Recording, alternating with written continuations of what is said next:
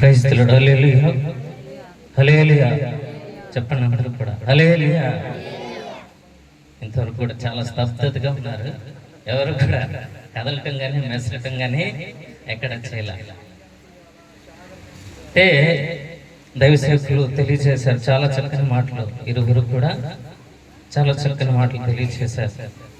పిల్లల గురించి, వారి యొక్క కుటుంబం గురించి, కృతజ్ఞతాస్తుతుల గురించి చాలా విషయాలు మాట్లాడి ఉన్నారు.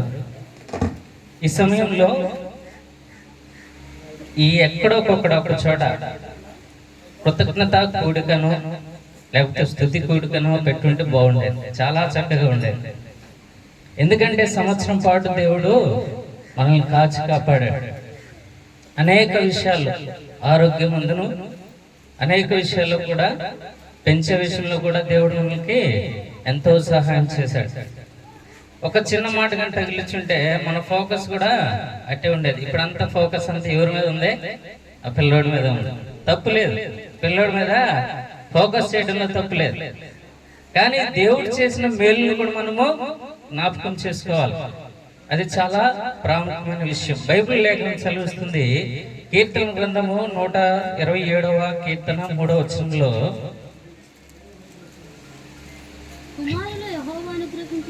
కుమారుడు యెహోవా అనుగ్రహించు స్వాస్థ్యము, గర్భఫలము ఆయన ఇచ్చు బహుమానం చాలని. ఇక్కడ చూసినట్లయితే మనము యెహోవా కుమారులు యెహోవా ఇచ్చు స్వాస్థ్యం అనగా మన సొంతం. దీని యొక్క ఇంటి పేరును కొనసాగించేవారు లేక మన ఆస్తికి కర్తలు, తరువాత కొనసాగించేది కూడా వారే, మన స్వాస్థ్యం అంటాం. మరి పిల్లలు, ఆడపిల్లల గురించి బైబిల్లో కూడా ఉంది. మీరు దాని గురించి బాధపడాల్సిన పనిలా. ఒక కుమారుల గురించే కాదు, బైబిల్లో కీర్తన 144:12 ఒక మాట ఉంటుంది. మన బిడ్డల గురించి ఒక మూల కంబములని చాలా ప్రాముఖ్యంగా తెలియజేయబడుతూ ఉంటది. పిల్లలు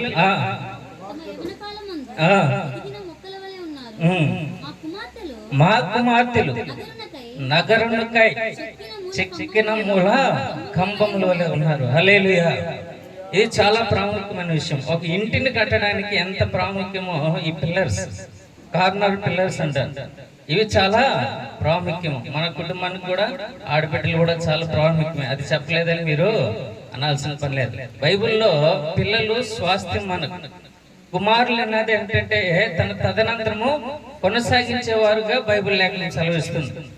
మనం కూడా దేవుని కుమారులమే, అవునా? దేవుని కుమారులమే మనం కూడా. మనం ఆయన స్వాస్థ్యము. హల్లెలూయా. ఈ యొక్క స్వాస్థ్యము పరలోక రాజ్యం చేరాలంటే ఆయన మనకు కొన్ని కండిషన్స్ పెట్టారు. అవన్నీ కూడా మనం ఫుల్ఫిల్ చేస్తేనే మన స్వాస్థ్యంలోకి వెళ్ళగలం. లేదా, అవునా? లేకపోతే నువ్వు ఎక్కడ పడితే అక్కడ విడిచిపెట్టబడతావు. అయితే బైబిల్ లేఖనంలో చాలా ప్రాముఖ్యమని ఈ 1వ సంవత్సరం పిల్లోడికి చెప్తే వాడికి అర్థం కాదు. ఇప్పుడు ఎవరికి చెప్పాలి? బాలురు నడవలసిన త్రోవను వారికి నేర్పము. ఎవరికి చెప్పాలి ఈ మాటలు? తల్లిదండ్రులకి. హల్లెలూయా. వాళ్ళు వినాలి, వాళ్ళు నేర్పించాలి. మొదటి టీచర్ వాళ్ళే. పిల్లలకి దేవుడు ఎవడో తెలియదు, దేవుని భక్తి ఏంటో తెలియదు. కానీ తల్లిదండ్రులే వారికి మొదటి నుంచి కూడా ఒక క్రమం నేర్పాలి. అప్పుడు మాత్రమే వారు పెద్దరిగిన తర్వాత త్రోవ తప్పిపోరని చెప్పేసి బైబిల్ లేఖనం సెలవిస్తూ ఉంది. మనకు కూడా దేవుడు ఆజ్ఞలు ఇచ్చారు. అయ్యా, ఇదిగో నువ్వు ఈ ఆజ్ఞ పాటిస్తే నువ్వు నా దగ్గరకు వస్తావు. ఒకవేళ రాకపోతే, ఒకవేళ నువ్వు చేయకపోతే నువ్వు నా దగ్గరికి ఎంత మాత్రం కూడా రాలేవని చెప్పేసి మనకు కూడా కండిషన్స్ ఇచ్చారు. బైబిల్ లేఖనం చాలా క్లియర్ గా చూస్తుంది. తల్లిదండ్రులకు చాలా ప్రాముఖ్యమైన ఇన్స్ట్రక్షన్స్ ఇచ్చారు. ఒక అతను తెలియజేస్తాడు, జీన్ పియాజే, సైకాలజిస్ట్, తన కాగ్నిజెంట్ డెవలప్మెంట్ థియరీలో ఒక మాట తెలియజేశాడు. అనగా వికాస అభివృద్ధి సిద్ధాంతంలో ఒక మాట తెలియజేశాడు. ఏంటయ్యా అంటే, చిన్న పిల్లలంట మొత్తం కూడా ఫిజికల్ ఎన్విరాన్మెంట్స్ బట్టే వారి యొక్క అభివృద్ధి అనేది జరుగుతుందంట. హల్లెలూయా. అనగా చుట్టుపక్కల పరిసర ప్రాంతాలు, కుటుంబ సభ్యులు, వీరి మధ్య వారు మొట్టమొదటిగా ఏ విషయమైనా నేర్చుకోగలరు.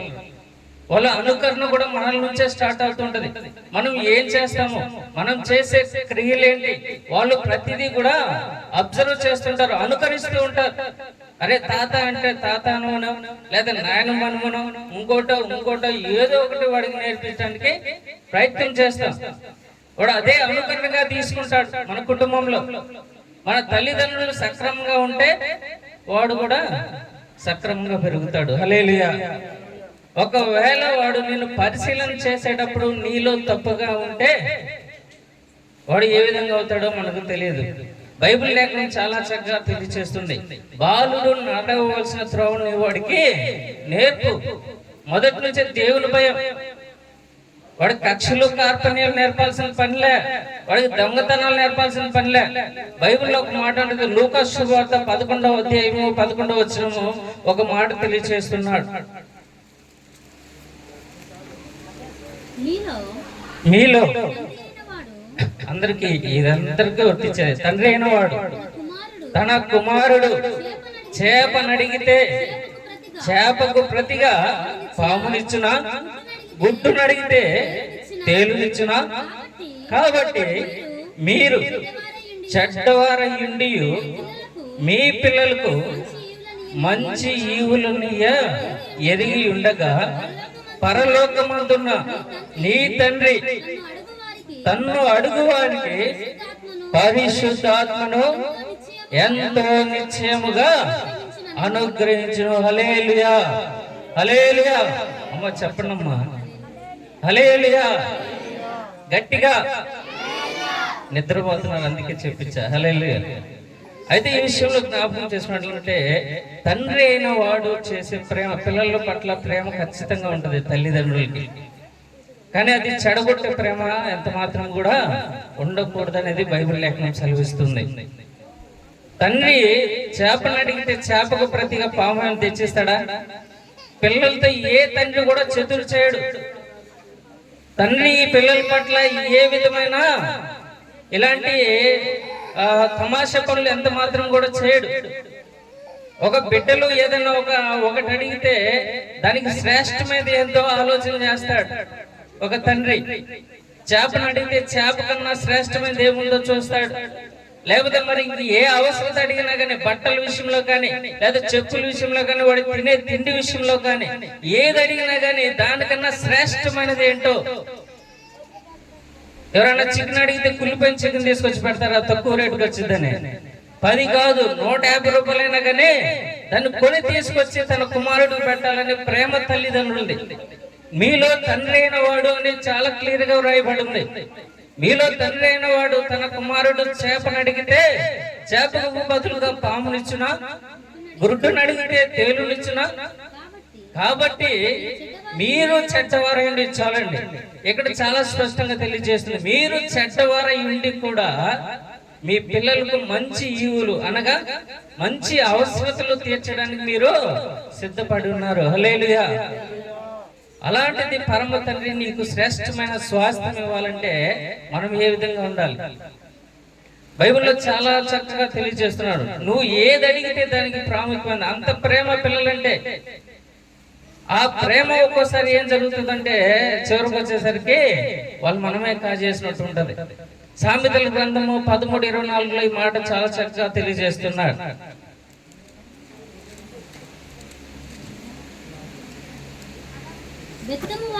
బెత్తము వాడినవాడు తన కుమారునికి విరోధి, కుమారుని ప్రేమించువాడు వాడిని శిక్షించును. హల్లెలూయా. ఇక్కడ 2 మాటలు తెలియజేయబడ్డాయి. స్వాస్థ్యము వాళ్ళకి ఏది కావాల్సిన శ్రేష్టమైనది మనం తెచ్చిస్తూ ఉంటాం. అయితే అదే సమయంలో కూడా మనం ఏం చేయాలి? వారిని తప్పు చేస్తే శిక్షించాలి. హల్లెలూయా. తప్పు చేసినప్పుడు శిక్షించకపోతే వాడు తదుపరి శిక్షార్హుడు అవుతాడు. హల్లెలూయా.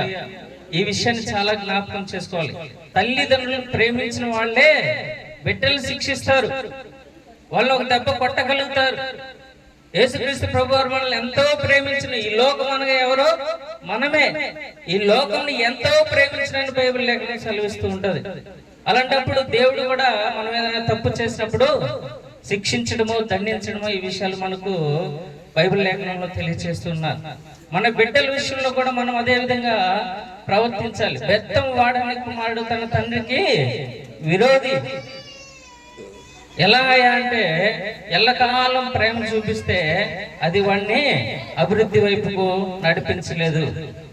అందుకే అంటాడు జీన్ పియాజే ఈ మాట తెలియజేస్తున్నాడు, ఫిజికల్ యాక్టివిటీస్ వల్ల మన పిల్లలు ఎదుగుతారంట. పరిసర ప్రాంతాలు మనం 10% చెప్తే మన కుటుంబంలో బయట 90% నేర్చుకుంటారు. ఎంత భయభక్తులు ఇచ్చి బైబిల్ పట్టించినా వాడు చివరికి బైబిల్ పట్టుకొని తిరుగుతాడో తిరగడో మనకి తెలియదు. లోకం అలా ఉంది. కానీ చిన్నప్పటి నుంచి ఒక క్రమం, ఒక పద్ధతి. వాడు తిట్టినప్పుడు ఒక చంపకేసి కొట్టు, ఇబ్బంది లేదు. వాడు ఆ మాటను మర్చిపోతాడు, ఆ మాటను విడిచిపెట్టిపోతాడు. అంతేకాని వాడు అన్నాడని ముత్తెట్టుకొని చేసావా, ఇక నీ జీవితంలో వాడు నీకు ఎంత మాత్రం కూడా ముందుకు వెళ్ళాడు. ఈ విషయాలు చాలా జాగ్రత్తగా బైబిల్ లేఖనం సెలవిస్తుంది. యెహోవా యందు భయభక్తులు కలిగి ఆ బిడ్డను మనం పెంచాలి. బైబిల్ సామెత గ్రంథంలో ఈ మాట చాలా సార్లు మనం చూస్తూ ఉంటాం. 1వ అధ్యాయం 7వ వచనంలో ఈ మాట మనకు కనబడుతూ ఉంటుంది. యెహోవా యందు భయభక్తులు కలిగి ఉండుట తెలివికి మూలము. నీకు తెలివి కావాలన్నా, లేకపోతే ధైర్యం కావాలన్నా, లేకపోతే చెడుతనం విడిచిపెట్టాలన్నా, లేకపోతే అతడు జ్ఞానం పొందుకోవాలన్నా, సొలొమోను మహారాజు అడిగాడు, అయ్యా నాకు జ్ఞానం ఇవ్వు. మనం బిడ్డలు కూడా మన బిడ్డల పక్షాన మనము వారి కొరకు దేవుణ్ణి అడగాలి. వాళ్ళు అడగలేరు ఈ సమయంలో. వాళ్ళ పక్షాన మనం ఏం చేయాలంటే వారిని మనము అడగాలి. అయ్యా నా కుమారుడికి మంచి ఆరోగ్యం దయచేయి, నా కుమారుడికి మంచి జ్ఞానం దయచేయి, చదువు ఎందును బుద్ధి ఎందును మీరు ఆయన పెంచడానికి దేవుణ్ణి అడగాలి. ఇదిగో అడుగుడి మీకు ఇవ్వబడిన బైబిల్ లేఖనం సెలవుస్తుంది. నీ కుమారుల కొరకు నువ్వు అడుగు. దేవుడు నీకు ఇచ్చాడు, కుమారుని ఇచ్చాడు, కూతుర్ని ఇచ్చాడు, స్వాస్థ్యాన్ని ఇచ్చాడు. అయితే ఆ స్వాస్థ్యాన్ని నువ్వు ఎట్లా అంటే అట్లా వినియోగించడానికి లేదు. హల్లెలూయా. ఒక క్రమ పద్ధతిలో మాత్రమే వాడిని పెంచడానికి నీవు ముందుకు వెళ్ళాలి. అదే విషయాన్ని 9వ అధ్యాయం 10వ వచనం సామెతలో కూడా ఈ విధంగా మాట తెలియజేస్తుంటాడు. యెహోవా యందు భయభక్తులు కలిగి ఉండుట జ్ఞానమునకు మూలము. చాలండి. ఇవన్నీ కూడా స్ట్రైట్ వర్డ్. యెహోవా యందు భయభక్తులు కలిగి ఉంటేనే ఇవన్నీ నీకు సాధ్యం. ఒకవేళ నువ్వు భయభక్తులు కలిగి లేదా ఇవి ఏమాత్రం కూడా ఉండవు అనేది చాలా స్పష్టంగా తెలియజేస్తుంది. ఇక్కడ వంక టెంకర్లు ఏం లేవు, దీంట్లో ఇఫ్ కండిషన్లు ఏం లేవు. అంత స్ట్రైట్ వర్డ్. యెహోవా యందు భయభక్తులు కలిగి ఉంటేనే ఇవన్నీ నీకు సాధ్యము అని బైబిల్ లేఖనం సెలవిస్తుంది. కాబట్టి మనం ఆ విధంగా పెంచాలి. ఆ తల్లిదండ్రుల బాధ్యత. ఒక తండ్రి అయిన వాడు తన పిల్లడు చేపను అడిగితే పామునిచ్చిన, గుడ్డుని అడిగితే తేలినిచ్చిన, చెడ్డవారయుండి కూడా నీవు మంచి ఈవులు ఎరిగి ఉంటుండగా పరలోకమైన తండ్రి నీకు పరలోక పరిశుద్ధ యొక్క జీవితాన్ని మనకు దయచేస్తాడని బైబిల్ లేఖనం సెలవిస్తుంది. కాబట్టి నువ్వు చేసే ప్రతి క్రియ వాడు చూస్తూ ఉంటాడు. కాబట్టి నువ్వు మంచి పనులే చేయాలి, నువ్వు మంచి మాటలే పలకాలి. వాడు అనుకరిస్తాడు నిన్ను. నా తల్లిదండ్రులు ఏ విధంగా ఉన్నారు వారిని బట్టి నీవు వాళ్ళ బిడ్డలు కూడా ఎదుగుతూ ఉంటుంటారు. చెట్టు ఒకటైతే పండు ఒకటి అవుతుందండి, ఎంత మాత్రం కూడా కానే కాదు. ఒకవేళ రంగులో తేడా ఉండొచ్చేమో, లేకపోతే రుచిలో తేడా ఉండొచ్చేమో, కానీ గుణం మాత్రం అదే. గుణం మాత్రం మారదు. నువ్వు చేసే క్రియలే నీ కుమారుడు కూడా అనుసరిస్తూ ఉంటాడు. ఎందుకంటే ఎప్పుడు వాడు నిరంతరం నిన్ను నీ కుటుంబంలో ఉంటాడు. కాబట్టి ఆ బిడ్డలకి మంచి పనులే మనం నేర్పించాలి. మన తల్లిదండ్రులు చేసే క్రియలే వాళ్ళు చూస్తూ ఉంటూ అవే వాటిని ఎదుగుతూ ఉంటారు. నువ్వు మందిరానికి వెళ్ళేటప్పుడు కానీ, ఇతరులతో మాట్లాడేటప్పుడు కానీ, ఒకవేళ నీకు పగలు గేగులేమో ఉన్నా కానీ వాళ్ళ మీద రుద్దాల్సిన అవసరం లేదు. బైబిల్లో ఒక మాట, చాలా మాట ఉంది, క్షమించడి మీరు క్షమించబడదు. లూకా 7:6-38 ఈ మాట ఉన్నది, చదువుతులండి. మీరు క్షమించడి క్షమించబడదురు అని చెప్పేసి బైబిల్ లేఖనం సెలవిస్తుంది. ఆ సిద్ధాంతం మన బిడ్డలకి మనము తీసుకొని రావాల్సి ఉంటుంది. కాబట్టి తల్లిదండ్రులైన మనము పిల్లల విషయంలో చాలా జాగ్రత్తగా మనం ముందుకు వెళ్ళాలి. అప్పుడు మాత్రమే పిల్లలు ఒక దశకు వచ్చిన తర్వాత, ఒక యవ్వనంకి వచ్చిన తర్వాత వారు అది త్రోవ తప్పిపోరని చెప్పేసి బైబిల్ లేఖనం సెలవిస్తుంది. అయితే ఒక తల్లి చాలా ప్రాముఖ్యమైన పాత్ర పోషించాలి. సామెతల గ్రంథం 31వ అధ్యాయంలో మనకు చాలా విషయాలు ఉన్నాయి. 15వ వాక్యం ఒకసారి చదువుదాం.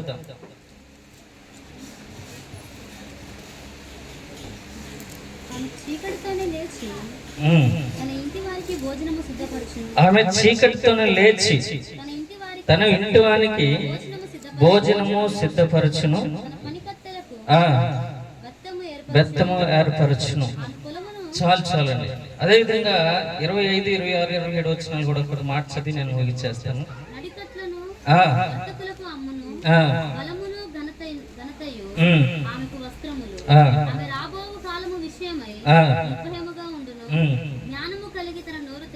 జ్ఞానము కలిగి తన నోరు తెరచును. హల్లెలూయా. ఒక స్త్రీ ఇంటి పట్ల ఎలా ఉండాలంటే జ్ఞానము కలిగి నోరు తెరవాలంట. ఎలా పడితే అలా తెరిస్తే ఉపయోగం లేదు. ఎందుకంటే తన బిడ్డ తన తల్లి దగ్గరే ఎక్కువగా ఉంటాడు. తన తల్లిని బట్టే తన యొక్క ఆలోచన కూడా ఎక్కువగా చేస్తుంటాడు. కాబట్టి జ్ఞానం కలిగి తన నోరు తెరవాలి. ఏదంటే అది మాట్లాడడానికి లేదు, ఏదంటే అది చెప్పడానికి లేదు. దేవుని మాటలు, దేవుని భయంతో పెంచినట్లయితే దేవుడు ఖచ్చితంగా ఆ బిడ్డలను ఆశీర్వదించి దీవిస్తాడు. అయితే పెందల కాడే లేవాలి. తన బిడ్డల గురించి ఆమె ఆలోచన చేయాలి. తన బిడ్డలు ఏం తిన్నారా, ఎలా ప్రవర్తిస్తున్నారో వాళ్ళ నడవడికను బాగుగా కనిపెట్టిన ఆ కింద వచనంలో కూడా ఉంటది, మీరు తర్వాత చదవండి. తన బిడ్డల యొక్క, తన కుటుంబాల యొక్క నడవడికను బాగుగా కనిపెడుతూ ఉంటదంట.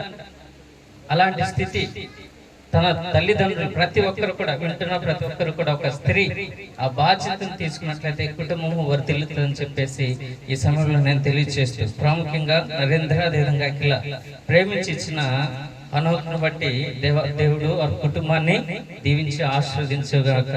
ఈ మాటలు నేను ముగిస్తున్నాను. దేవుడి మాట తన దీవించి ఆశీర్వదించును గాక. Praise the Lord. Hallelujah. Hallelujah. Hallelujah. ఇన్ని ఏళ్ళు గడచినా, ఎన్ని తరాలు మారినా, ఎన్ని ఏళ్ళు గడచినా, ఎన్ని తరాలు మారినా,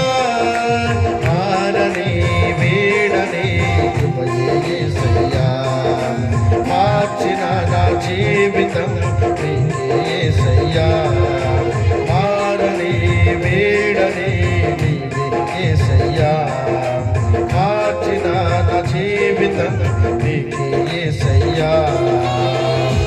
ఇంతకాలం నీదు కృపను కాచిన దేవా, ఇంతకాలం నీదు కృపను కాచిన దేవా.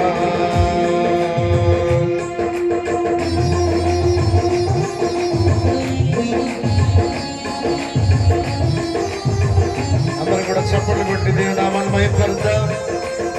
స్తోత్రం. హల్లెలూయా.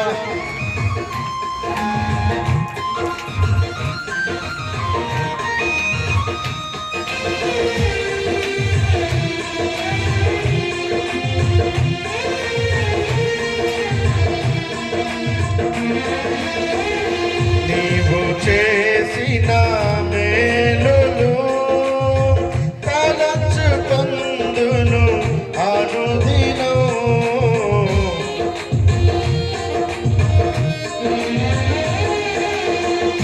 నీవు చేసిన మేలులు తలచుకొందును ప్రతిదినం.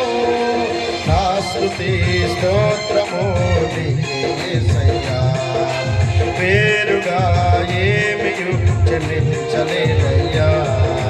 నా స్తుతి స్తోత్రము యేసయ్యా, పేరుగా ఏమియు చెల్లించలేనయ్యా.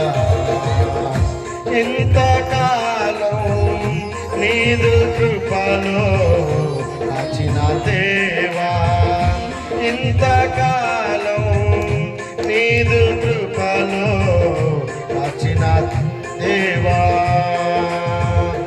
ఇన్ని ఏళ్ళు గడచిన ఎన్ని తరాలు మారినా, ఎన్ని ఏళ్ళు గడచిన ఎన్ని తరాలు మారినా, నా స్తుతి స్తోత్రము యేసయ్యా, పేరుగా ఏమియు చెల్లించలేనయ్యా, నా స్తుతి స్తోత్రము యేసయ్యా, పేరుగా ఏమియు చెల్లించలేనయ్యా, ఇంతకాలం నీదు కృపలో కాచిన దేవా, ఇంతకాలం నీదు కృపలో కాచిన దేవా. హల్లెలూయా, హల్లెలూయా. దేవుడు తన కృప నరేంద్ర అలాగే అఖిల పట్ల అనుగ్రహించి వారిని యవన కాలంలో వారికి అనుగ్రహించినటువంటి ఇద్దరు బిడ్డలు, కుమార్తెను అలాగే కుమారుణ్ణి వారు అనుగ్రహించినటువంటి దేవుడు గడిచినటువంటి సంవత్సరముల కాలమంతట్లో తోడుగా ఉండి హానో కనబడేటువంటి బాబుకు ఈ మొట్టమొదటి పుట్టినరోజు శుభ సందర్భంగా దేవుడు వారికి ఇచ్చిన కృపను బట్టి దేవునికి మహిమ కలుగును గాక. హల్లెలూయా, హల్లెలూయా. ఒక మాట జ్ఞాపకం చేసుకుందాం. 69వ కీర్తనలో 30, 31 వచనాలు చదువుదాం. 69వ కీర్తన 30, 31 వచనం.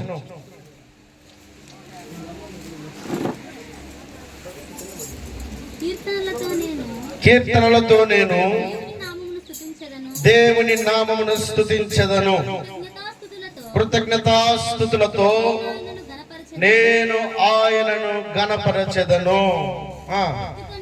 ఎద్దు కంటెను కొమ్ములను డెక్కలను గల కోడె కంటెను అది యెహోవాకు ప్రీతికరము. దేవుడికి స్తోత్రం చెల్లిద్దాం. హల్లెలూయా. చివరి లైన్ లో రాయబడినటువంటి మాట ఏమిటి అనంటే, ఇది యెహోవాకు ప్రీతికరము. ప్రీతికరమనగా దేవునికి బాగా ఇష్టమైనటువంటి కార్యం ఏమైనా ఉంది అనంటే థ్యాంక్స్ గివింగ్ మాత్రమే, కృతజ్ఞత మాత్రమే.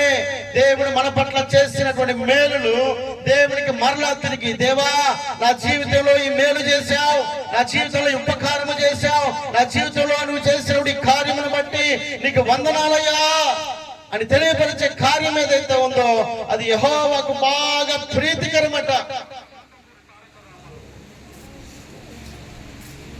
ఇందాక దైవజనులు ప్రభుదాసయ్య గారు చెప్తూ అన్నాడు కదా, ఏమని? ప్రతి విషయమునందు కృతజ్ఞతాస్తుతులు చెల్లించుడి, ఇలాగు చేయుట యేసుక్రీస్తునందు మీ విషయములలో దేవుని చిత్తము అని రాయబడింది. ఇక్కడేమో ఇది యెహోవాకు ప్రీతికరము, అక్కడేమో అది దేవుని చిత్తము. దేవుని చిత్తము అనగా దేవుని యొక్క ఇష్టము, తన హృదయంలో ఉన్నప్పుడు సంతోషాన్ని దేవుడు జ్ఞాపకం చేస్తూ ఉన్నాడు. ఏది అనగా దేవునికి కృతజ్ఞత చెల్లించడమే. ఇప్పుడు ఇది కాల సమయంలో ప్రియులు నరేంద్ర గారు అలాగే అఖిల గారిని ప్రేమించి వారి చేతుల్లో దేవుడు చేసిన మేలు ఏమిటి? కారణం దేవుడు వారి చేతుల్లో ఒక్కసారి దేవుడిని గొప్పతనాన్ని, దేవుడి యొక్క మాటలను, దేవుడు చేసిన కార్యాలను జ్ఞాపకం చేసుకోవడానికి మనం ఒక్కసారి కనుక ఆలోచన చేయగలిగితే, కీర్తన భాగము 127వ కీర్తన 3వ వచనం రాయబడింది. కీర్తన భాగం 127వ కీర్తన 3వ వచనం, 127వ కీర్తన 3వ వచనం, కుమారులు యెహోవాను గ్రహించు స్వాస్థ్యము, ఆ గర్భఫలము.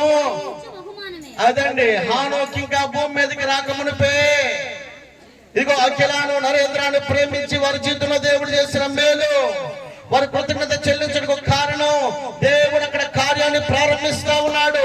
ఏమిటా కార్యం అనగా గర్భఫలము యెహోవా అనుగ్రహించు బహుమానమై ఉంది. గర్భఫలము లేకపోతే, గర్భఫలాన్ని దేవుడు ఇవ్వకపోతే ఈరోజు హనాక్ కనబడేటువంటి బాబు వారి చేతులు కనబడేవాడు కాడు.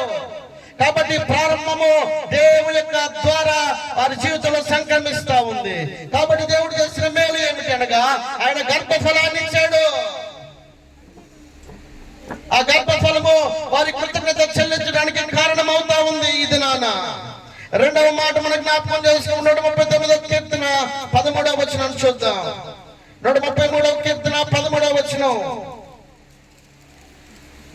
139వ కీర్తన 13వ వచనం. నా అంతరంద్రియములను నీవే కలుగజేసితివి, నా తల్లి గర్భమందు నన్ను నిర్మించిన వాడవు. ఎవరు నిర్మించారంట? గర్భఫలమనిచ్చిన దేవుడు. ఆ గర్భములో పిండమై ఉండగానే ప్రతి అవయవ భాగాన్ని నిర్మించినటువంటి దేవుడు ఆయన చేసిన కార్యాన్ని జ్ఞప్తికి తెచ్చుకోగలిగినప్పుడు కృతజ్ఞత హృదయపూర్వకంగా రాగలుగుతుంది. దేవుడు చేసిన మేలు, యెహోవా అనుగ్రహించినటువంటి ఆ గర్భఫలమట, అది అంతరంద్రియములను దేవుడు నిర్మించాడట. తల్లి గర్భములో ఉండగానే గర్భఫలము ప్రారంభించిన దేవుడు అంతరంద్రములను నిర్మించిన వాడై ఉన్నాడు. దేవునికి మహిమ కలుగును గాక. అందును బట్టి కీర్తనకారుడు అంటాడు, నేను నీకు కృతజ్ఞతాస్తుతులు చెల్లిస్తా ఉన్నా. మొదటిగా దేవుడు వారి చేతుల్లో గర్భఫలమునిచ్చాడు. ఆ గర్భఫలములో ఉన్నటువంటి తల్లి గర్భములో ఉండగానే అంతరంద్రములు నిర్మించాడు దేవుడు. అందును బట్టి దేవునికి స్తోత్రం. మూడవది మనం ఆలోచన చేసినప్పుడు 22వ కీర్తన 9వ వచనం చూద్దాం. త్వరగా ముగించుకుందాం. 22వ కీర్తన 9వ వచనం. గర్భము నుండి తీసిన వాడవు నీవే కదా, నేను నా తల్లి యొద్ద స్తన్యపానము చేయుచుండగా నీవే కదా నాకు నమ్మిక పుట్టించితివి. నీవే కదా నాకు నమ్మిక పుట్టించితివి. ఇప్పుడు ఆహనం కనబడేటువంటి బాబుని ఎదుర్కొంటే నా దగ్గర ఉండడు. ఎందుకుంటాడు? స్పర్శ ఆ బాబుకి తెలుసు. మాట్లాడడం రాకపోవచ్చేమో, కానీ ఆ స్పర్శ ఆ తల్లిని తాకుతా ఉంది. కాబట్టి తల్లి గర్భములో ఉండగానే, ఆ గర్భములో నుంచి బయటికి రాగానే దేవుడు చేసిన మేలేమిటి అని అంటే, ఆ తల్లికి బిడ్డకు దేవుడు ఒక అన్యోన్య సంబంధాన్ని అనుగ్రహిస్తా ఉన్నాడు. దేవుడికి మహిమ కలుగును గాక. హల్లెలూయా. నా కుమారుడు ఉన్నాడు. నా కుమారుడు కూడా ఒక పట్టణ తండ్రిని కదా, తండ్రిని కాబట్టి ప్రేమ చెప్పడం ఎత్తుకుందామని చెప్పని ఆశపడి దగ్గరికి వెళ్తే బయట వాళ్ళు దోచేసినట్టు దోచేస్తాడు. వాళ్ళ అమ్మ దగ్గర 24 గంటలు ఉండటానికి ఇష్టపడతాడు, కానీ నా దగ్గర ఉండటానికి ఇష్టపడతాడు. ఎందుకంటే తల్లి మీద దేవుడు అనుగ్రహించినటువంటి ప్రేమ లాంటిది. అందుకే అది దేవుని యొక్క వాక్యం సెలవిస్తున్నటువంటి మాట ఏమిటంటే, గర్భము నుండి తీసిన వాడము నీవే. మొట్టమొదటిగా దేవుని వాక్యంలో మనం జ్ఞాపకం చేసేది, గర్భఫలం అనుగ్రహించింది దేవుడే. గర్భములో ఉండగా అవయవ భాగములను అంతరంద్రములు నిర్మించింది దేవుడే. మూడవది, గర్భము నుండి తీసిన వాడు కూడా ఆయన. ఎంత గొప్ప కార్యం అండి! గర్భము నుండి తీసింది దేవుడే. 3 కార్యాలను మనం చూస్తూ వస్తా ఉన్నాం. కనుక ఆ తరువాత మనం ఆలోచన చేయగలిగినప్పుడు ఆ 121వ కీర్తన 7వ వచనం చూద్దాం. 127వ కీర్తన 1వ వచనం. 127వ కీర్తన 1వ వచనం. యెహోవా ఇల్లు కట్టించని ఎడల దాని కట్టువారి ప్రయాసము వ్యర్థమే. యెహోవా పట్టణమును కాపాడని ఎడల దాని కావలి కాయవారు మేలుకొని ఉండటం కూడా వ్యర్థమే. దేవుడు ఏం చేస్తున్నాడు? గర్భఫలమిచ్చి గర్భఫలంలో ఉన్న బిడ్డకు అవయవాలను నిర్మించిన దేవుడు, గర్భఫలములో నుండి ఆ తల్లి గర్భముల నుండి బయటికి తీసిన దేవుడు ఇది ఒక కాపుదలను ఇస్తున్నాడండి. భద్రతని ఇస్తున్నాడు, క్షేమాన్ని ఇస్తున్నాడు, ఆరోగ్యాన్ని ఇస్తున్నాడు. ఆయన తన రెక్కల చాటును భద్రపరుస్తా ఉన్నాడు. ఆయన ఇచ్చిన కాపుదలను బట్టి ఈ దినాలు మనం క్షేమంగా ఉండగలుగుతా ఉన్నాం. 121వ కీర్తన ఒక మాట జ్ఞాపకం చేసుకుందాం. 121వ కీర్తన 5వ వచనం. యెహోవాయే నిన్ను కాపాడువాడు, నీ కుడి ప్రక్కన యెహోవా నీకు నీడగా ఉండును. పగలు ఎండ దెబ్బ నీకు తగలదు, రాత్రి వెన్నెల దెబ్బ నీకు తగలదు. ఏ అపాయమును రాకుండా యెహోవా నిన్ను కాపాడును. ఆయన నీ ప్రాణమును కాపాడును. ఎంత గొప్ప దేవుడండి! కృతజ్ఞత చెల్లించుటకు కారణాన్ని మనం ఆలోచన చేయగలిగినప్పుడు నరేంద్ర అలాగే అఖిల జీవితంలో దేవుడు చేసిన మేలు ఈ దినాన హనోకు వారి చేతిలో ఉండడానికి కారణమై ఉన్నాడు. కనుక సెలవిస్తా ఉంది, యెహోవాకు కృతజ్ఞతాస్తుతులు చెల్లించుడి.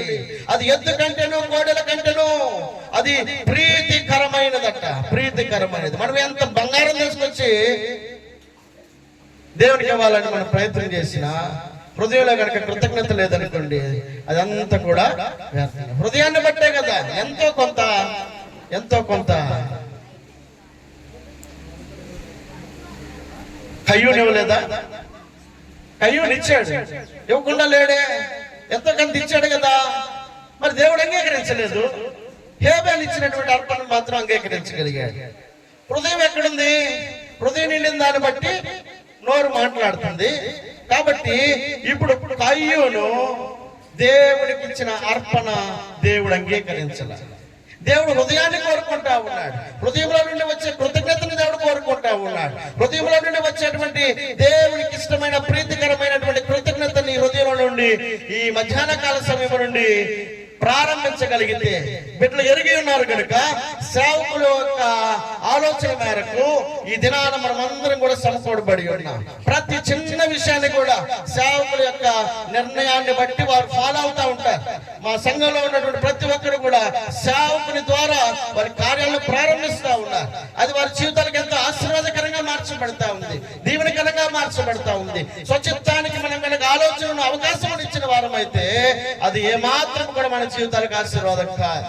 కాబట్టి ఈ మధ్యాహ్న కాల సమయంలో దేవుడు ఈ కుటుంబం పట్ల దేవుడు చేసిన మేలు ఉపకారములను మనం జ్ఞాపకం చేసుకుంటూ మరొకసారి దేవుని స్తోత్రాలు చెల్లిద్దాం. హల్లెలూయా, హల్లెలూయా, హల్లెలూయా. ఈ సమయంలో కేక్ కార్యక్రమం ప్రారంభిద్దాం. దానికంటే ముందుగా ఈలోపు కేక్ సిద్ధపరుస్తూ ఉండగా మన ప్రియులు దైవజనులు లాజర్ గారు, పాస్టర్ గారు నుంచి ఒక పాట పాడాలని ప్రభుపేట ఆహ్వానిస్తారు. నీ జన్మ వేడుక దేవుని కోరుకుందాం. నీ జన్మ వేడుక ఆ దేవుని కానుక, జీవించు కలకాలం యేసులో నీవికా.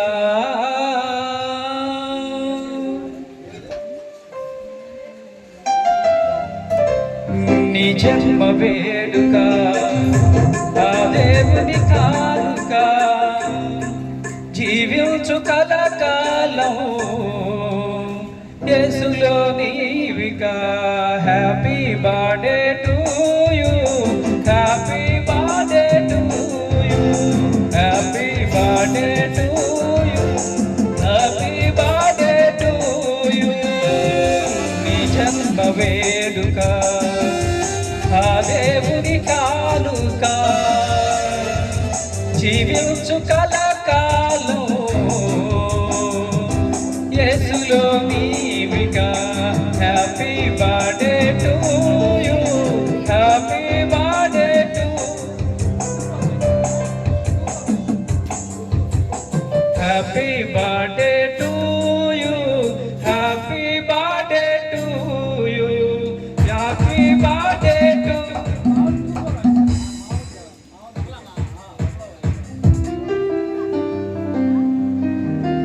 దేవునికి స్తోత్రం. నీ జన్మ వేడుక ఆ దేవుని కానుక, జీవించు కలకాలం యేసులో నీవికా. బాబు కబులు కొడుతూ ఉందండి.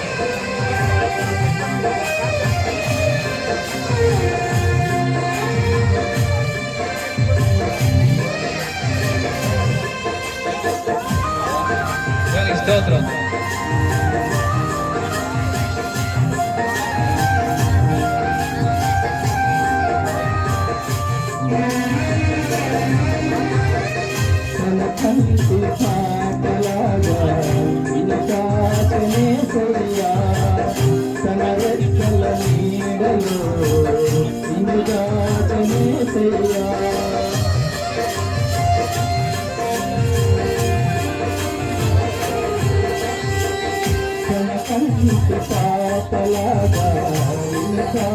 దాచనేసయ్యా ఎవరెక్కల నీడలో నిన్ను దాచనేసయ్యా వాక్యమును ధ్యానించి మోకరించి ప్రార్థించు క్రీస్తుకై సాక్షిగా జీవించు నీవిలా happy birthday to you happy birthday to you happy birthday to you ఈ జన్మవేడుక దేవుని తాను దగ్గరండి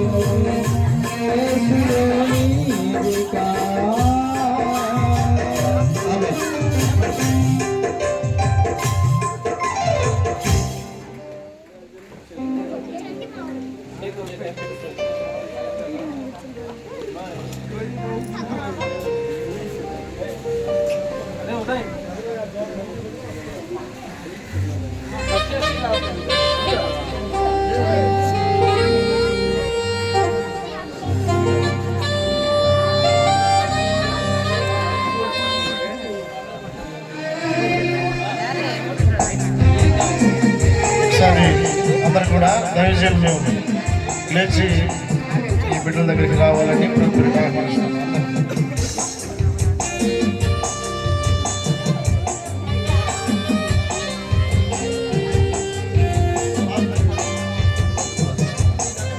దైవజనులందరూ కూడా దగ్గరికి రండి.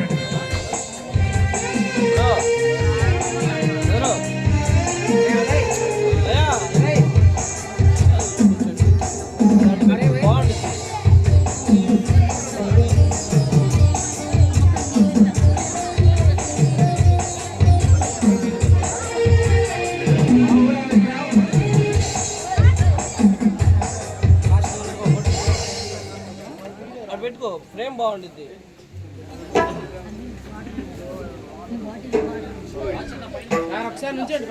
నుంచోండి మీరు కూడా దగ్గరికి వెళ్ళండి. వాళ్ళ దగ్గరికి కొంచెం దగ్గరికి ఉండరా, కొంచెం దగ్గరికి ఉండండి, దగ్గరికి ఉండండి.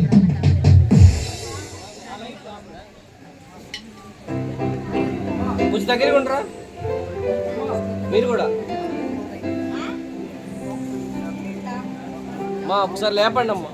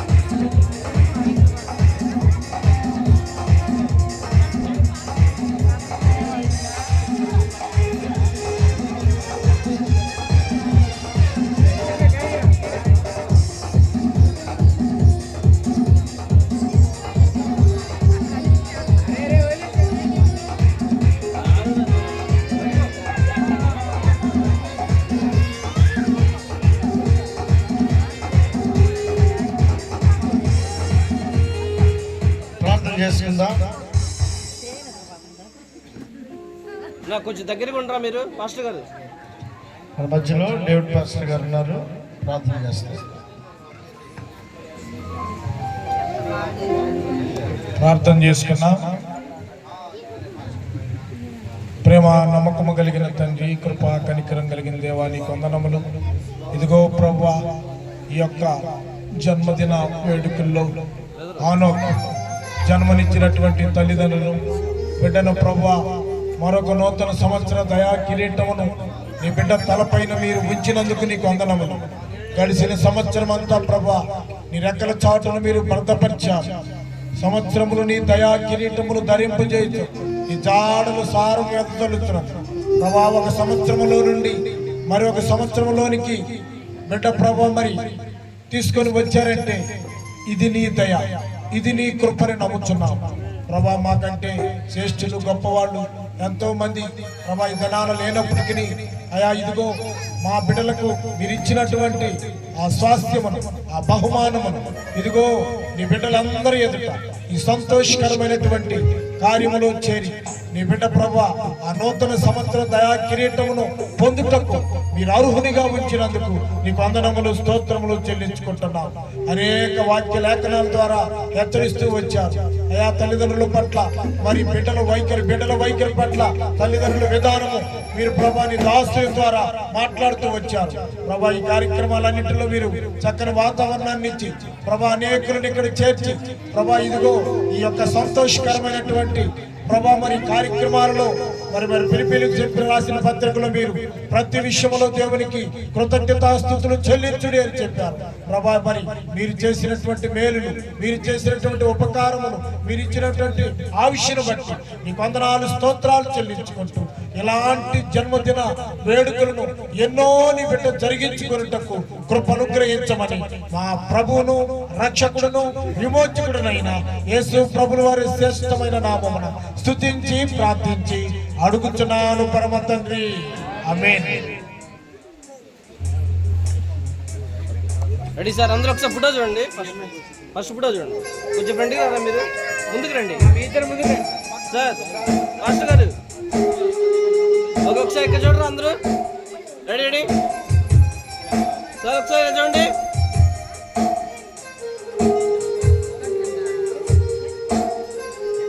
ఒకసారి చూడరా.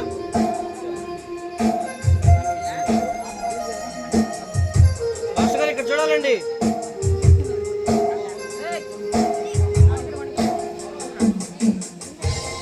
ఒకసారి చూడరా.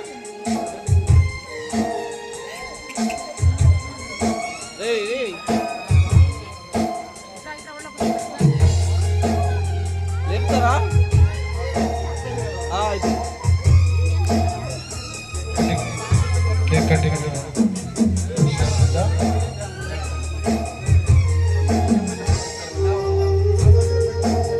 మాస్టర్ గారు ఇది వెనక్కి జరుపుకోండి. ఇది ఫైల్ వస్తుంది కదా, మళ్ళీ వెనక్కి వస్తుంది. మీరు వెనక్కి జరుపుకోండి. వాళ్ళ దగ్గర జరుపుకోండి.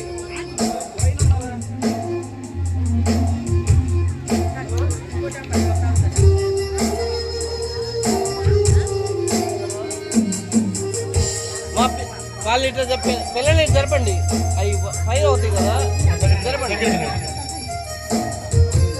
తండ్రి యొక్కయు కుమారుడి యొక్కయు పరిశుద్ధాత్మ నామములో ఈ మొట్టమొదటి ఈ పుట్టినరోజు వేడుకను సంతోషముగా దేవుని మహిమార్థమై ఈ కార్యక్రమము దేవుడు మన ముందుండి ఈ బిడ్డకు దీవెనకరంగాను ఆశీర్వాదకరంగాను జరిపించును గాక. ఆమేన్. పట్టుకోండి బాబు, పట్టుకున్నాను.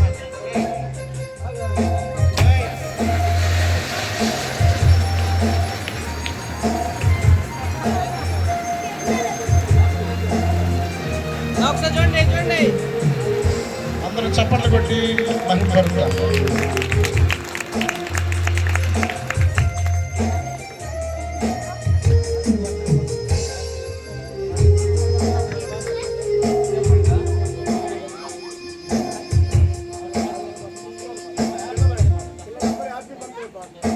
ఒకసారి పాస్టర్ గారు వాళ్ళు నలుగురు ఒకసారి పట్టుకుంటారు.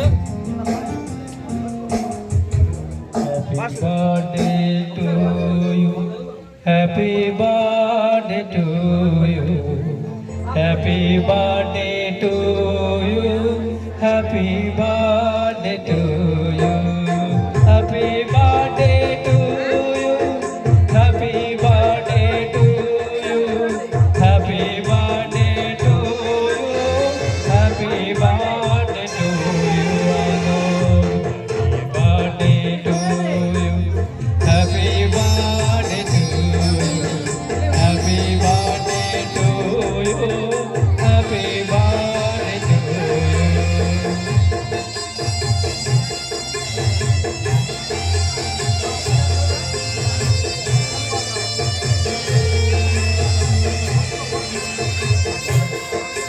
Amen.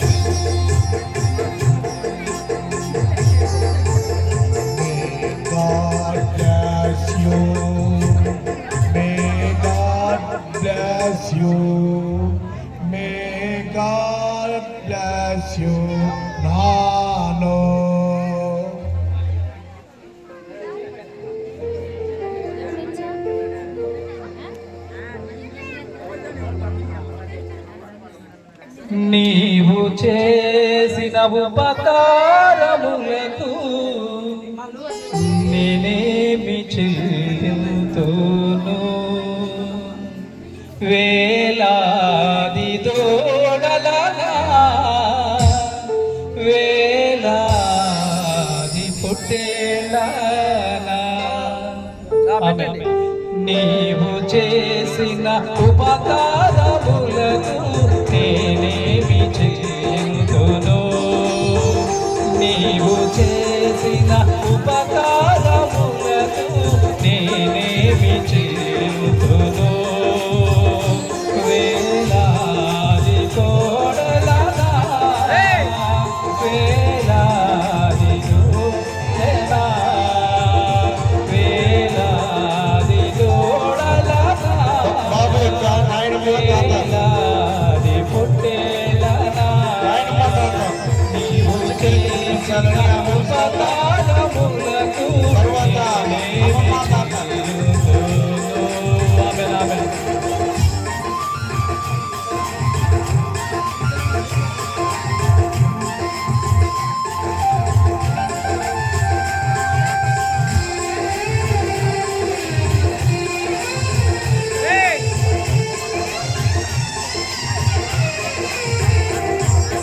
వేలాది నదులంత విస్తార దయ్యము నీవిచ్చిన చాలునా?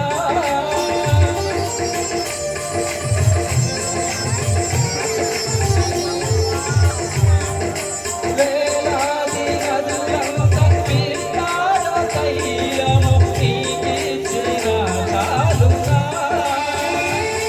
సర్వబలమైన తాతేట పుత్రుని నీవిచ్చిన చాలునా? సర్వబలమైన తాతేట పుత్రుని నీవిచ్చిన చాలునా? నీవు చేసిన ఉపకారములకు నేనేమి చెల్లింతును? నీవు చేసిన ఉపకారములకు నేనేమి చెల్లింతును? ఆమేన్.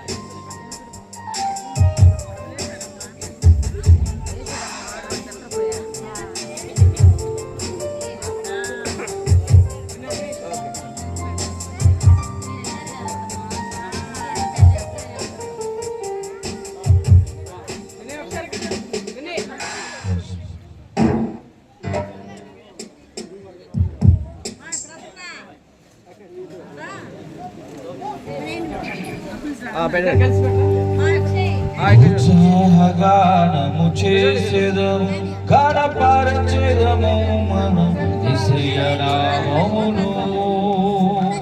ఉత్సాహగానము చేసేదము గణపరచెదము మనం యేసయ్య నామమును. హల్లెలూయా యెహోవా రాఫా, హల్లెలూయా యెహోవా షమ్మా, యెహోవా ఈరే, హల్లెలూయా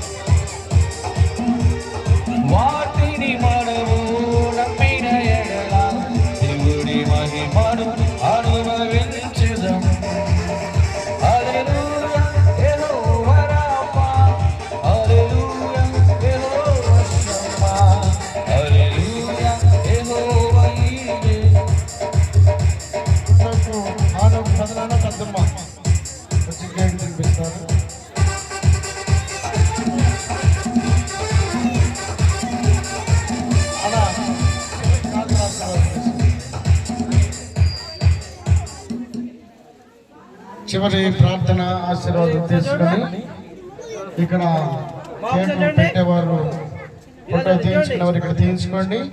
మిగిలిన వారు వెనకాల ఇంటి వెనకమాలే భోజన ఏర్పాట్లు చేయబడ్డాయి కనుక భోజనం చేసి వెళ్ళాలని ప్రభు పేరిట తెలియపరుస్తా ఉన్నాను. ప్రార్థన చేసుకుందాం రండి.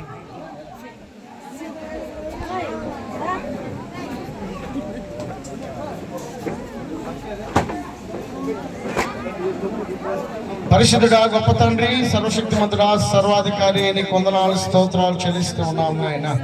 దేవాని కృప చేతనైనా దేవాని ప్రియ కుమారుడు దేవా గౌడి పేరు నరేంద్ర అలాగే అఖిలను ప్రేమించి వారికి ఇచ్చినటువంటి బిడ్డల నిమిత్తమై నీ స్తోత్రాలు చెల్లిస్తూ ఉన్నాం ప్రభా. ఇచ్చిన కుమారుడనైనా హానోకును బట్టి నీ స్తోత్రాలు చెల్లిస్తూ ఉన్నాం. గడిచినటువంటి సంవత్సర కాలమంతయు నీ రెక్కల చాట భద్రపరిచిన మా దేవా, మీరు ఇచ్చినటువంటి క్షేమ స్థితి కొరకై కృతజ్ఞతగా ఈ పుట్టినరోజు వేడుకనైనా సేవకుల సమక్షంలో బంధుమిత్రులు శ్రేయభిలాషులు సంఘము సమక్షంలోనైనా జరిపించుకోవడానికి ఆకాశమందు ఆశీనుడైనా మీ దీవెన ఆశీర్వాదాల చేత ఇంతవరకు మీరు నడిపించిన విధానమును బట్టి స్తోత్రాలు చెల్లిస్తూ ఉన్నాము నాయన.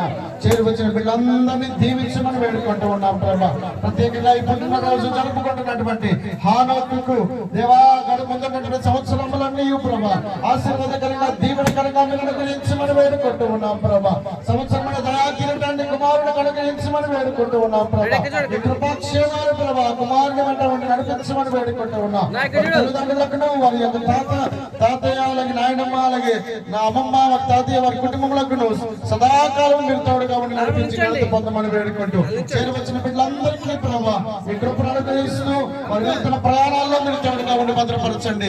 అలాగే ప్రభా భోజన ఏర్పాట్లు చేసి ఉండగా నాయన ఆహారము పరిశుద్ధపరచండి, దీవించి ఆశీర్వదిస్తూ దేవా సమృద్ధిగా అందరికీ అందడానికి నీ కృపను అనుగ్రహిస్తూ నాయన ప్రారంభమును మీరు జరిగించిన మా తండ్రి ముగింపు వరకు కొనసాగించమని వేడుకుంటూ యేసుక్రీస్తు పరిశుద్ధ వేడుకుంటూ ప్రార్థించి పొంది ఉన్నాం మా పరమ తండ్రి. ఆమేన్ ఆమేన్.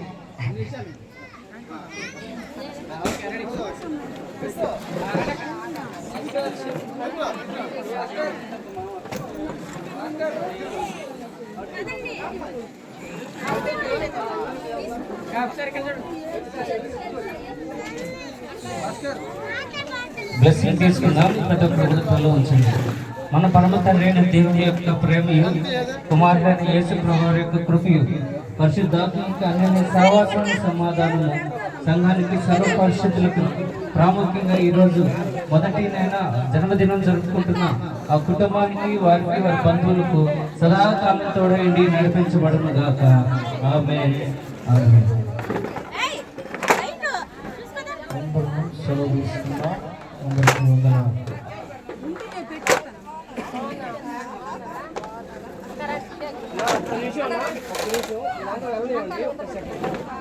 కొంచెం రిలాక్స్ అవుతారు అందరూ.